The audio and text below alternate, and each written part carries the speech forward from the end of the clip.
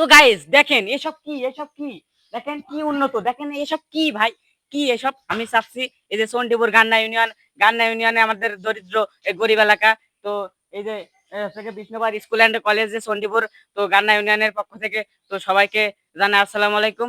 তো যাই হোক গাইস, তো হচ্ছে গিয়ে নতুন সরকারকে জানাতে চাই এই যে আমাদের কি সব স্কুল দেখেন তিনি, টিনির দরজা, থাবামালি সব সব শব্দ আছে।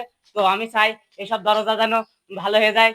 আর হচ্ছে গিয়ে এই যে ভাঙা সুরক্ষা এসব কি সব ধপ ধপ শব্দ আছে।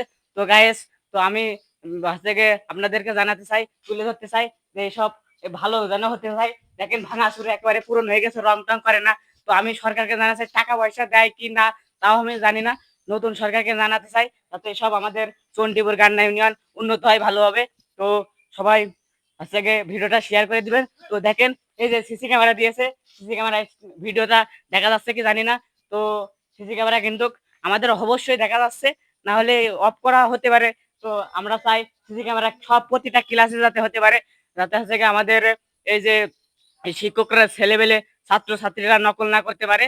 তো যথাক্রমে ভালোভাবে যাতে পরীক্ষা দিতে পারে। তো সিসি ক্যামেরা বাইরে না দিয়ে ভিতরে দিতে হবে, বাইরে ছেলেবেলে আকাম পাকাম করতেই পারে স্বাভাবিক, তো ক্লাসের ভিতরে দিতে হবে।